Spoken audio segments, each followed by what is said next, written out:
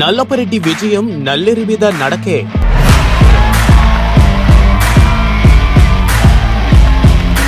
Kovur assembly నియోజకవర్గంలో ఒక్కసారిగా మారిన పరిస్థితులు.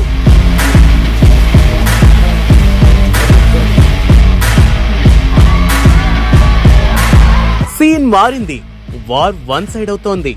కోవూరు తెలుగుదేశం పార్టీ అభ్యర్థి విషయంలో చంద్రబాబు తీసుకున్న నిర్ణయం నల్లపరెడ్డి ప్రసన్న కుమార్ రెడ్డిని గెలుపు మలుపులో నిలిపింది. 40 ఏళ్ల రాజకీయ చరిత్రలో మరోసారి ఆయన విజేతగా మారడానికి దోహదపడినట్లయింది. నల్లపరెడ్డి విజయం నల్లేరు మీద నడకే అనే మాట ఇప్పుడు కోవూరులో హాట్ టాపిక్ గా నిలుస్తోంది.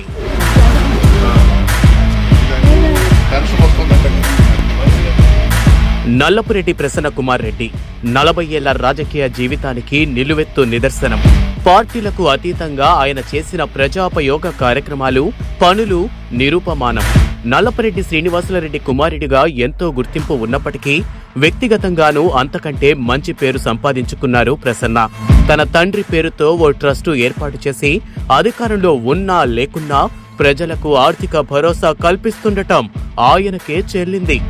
ఏ పార్టీలో ఉంటే ఆ పార్టీ సిద్ధాంతాలకు తగ్గట్టుగా పనిచేయడం, తానున్న పార్టీ అధినేతపై మాట పడకుండా ఓ సైనికుడిగా నిలబడటం నల్లపరెడ్డిని తిరుగులేని రాజకీయ నేతగా నిలబెట్టింది.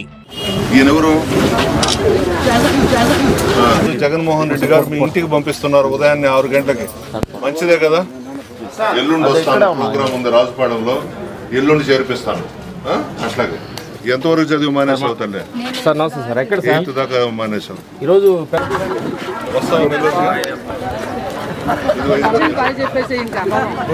చూస్తున్నాడు. నెల్లూరు జిల్లా రాజకీయ చరిత్రలో ఎంతో మంది మహామహులు ఉన్నారు.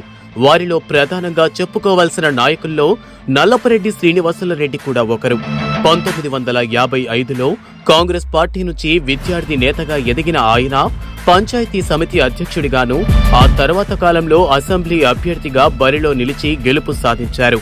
మంత్రిగా సేవలందించిన ఘనత ఆయనది. గూడూరు, వెంకటగిరి, కోవూరులో ఎమ్మెల్యే అభ్యర్థిగా పోటీ చేసి గెలుపొందిన చరిత్ర ఆయన సొంతం. ఇలా చెప్పుకుంటూ పోతే ఎన్నో విశేషాలు నల్లపరెడ్డి శ్రీనివాసులరెడ్డికి ఉన్నాయి. సౌమ్యుడిగా, ప్రజావాదిగా, పేదల పక్షపాతిగా ఎన్ఎస్ఆర్ ఉండేవారని నెల్లూరు ప్రజలు ఇప్పటికీ గుర్తు చేసుకుంటుంటారు.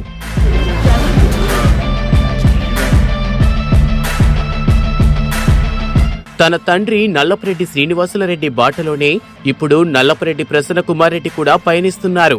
ట్రస్ట్ ద్వారా పేదలకు సేవా కార్యక్రమాలు చేస్తూనే పలుమార్లు ఎమ్మెల్యేగా గెలుపొంది ప్రభుత్వం నుంచి ప్రత్యేక నిధులతో అభివృద్ధి, సంక్షేమ కార్యక్రమాలకు ఆయువు పోసిన పరిస్థితులు క్షేత్రస్థాయిలో కనిపిస్తున్నాయి. 1984లో హైదరాబాదులోని ఉస్మానియా యూనివర్సిటీలో BA పూర్తి చేసిన ప్రసన్న కుమార్ రెడ్డి 1993లో తన తండ్రి నల్లపరెడ్డి శ్రీనివాసులరెడ్డి మరణ అనంతరం రాజకీయాల్లోకి వచ్చారు.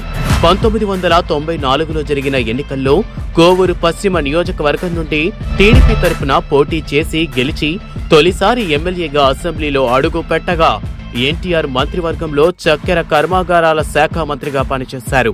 ఆ తర్వాత కాంగ్రెస్ లో ఆయన పయనం సాగింది. రాజశేఖర్ రెడ్డికి సన్నిహితుడిగా ప్రసన్న మెలిగారు. వైఎస్ రాజశేఖర్ రెడ్డి మరణ అనంతరం 2011లో వైఎస్ఆర్ కాంగ్రెస్ పార్టీలో చేరి తన ఎమ్మెల్యే పదవికి రాజీనామా చేసి 2012లో జరిగిన ఉప ఎన్నికల్లో వైఎస్ఆర్సీపీ అభ్యర్థిగా బరిలో నిలిచి గెలుపొందారు ఆయన. మొదటి నుంచి ఏ పార్టీలో ఉన్నా ఆ పార్టీకి అంకిత భావంతో పనిచేయడం, ఆ పార్టీ అధినేతను, వారి సిద్ధాంతాలను గౌరవించి పనిచేయడం బాగా అలవర్చుకున్నారు. దానివల్ల ఎలాంటి ఇబ్బందులు ఏర్పడినా, ఎన్ని సమస్యలు తలెత్తినా వెనుకడుగు వేయకుండా నమ్మిన వ్యక్తికి కట్టుబడిన సిద్ధాంతాలకు విలువనిచ్చి పనిచేస్తున్నారు. ఈ క్రమంలోనే ఈ ఎన్నికల్లో వైఎస్ఆర్ కాంగ్రెస్ పార్టీ తరపున కోవూరు అసెంబ్లీ నియోజకవర్గ అభ్యర్థిగా బరిలో నిలిచారు. అయితే ఇక్కడ ప్రత్యర్థి పరంగా గట్టి పోటీ లేకపోవడంతో ప్రసన్న గెలుపు నల్లేరు మీద నడకలా మారిందని చర్చ జరుగుతోంది. కోవూరులో టీడీపీ నుంచి ఈసారి పోలంరెడ్డి దినేష్ రెడ్డి బరిలో దిగుతారని అంతా భావించారు. అందుకు తగ్గట్లుగానే దినేష్ రెడ్డి కూడా క్షేత్రస్థాయిలో హడావిడి చేశారు. కానీ చివరి క్షణంలో పొత్తులు రాజకీయ సమీకరణాల్లో భాగంగా వేమిరెడ్డి ప్రభాకర్ రెడ్డి సతీమణి వేమిరెడ్డి ప్రశాంతిరెడ్డిని టీడీపీ నుంచి కోవూరు అసెంబ్లీ అభ్యర్థిగా బరిలో దింపుతున్నారు. వాస్తవానికి దినేష్ కూడా ప్రసన్నకు గట్టి పోటీ కానప్పటికీ క్షేత్రస్థాయిలో కొన్ని సమీకరణాలు ప్రతిబంధకంగా ఉండేవి. కానీ ఇప్పుడు ఆ పరిస్థితి లేకుండా పోయింది. వేమిరెడ్డి ప్రశాంతిరెడ్డి రాజకీయాలకు కొత్త, ప్రత్యక్ష రాజకీయాల్లో ఎప్పుడూ తలపడలేదు. కోవూరు నియోజకవర్గంలో అనుబంధం చాలా వరకు దూరమై ఎన్నికలకు కూడా చాలా తక్కువ సమయం ఉండటంతో ఈ టైంలో నియోజకవర్గ ప్రజలకు పూర్తి స్థాయిలో దగ్గరయ్యే అవకాశమూ లేదు.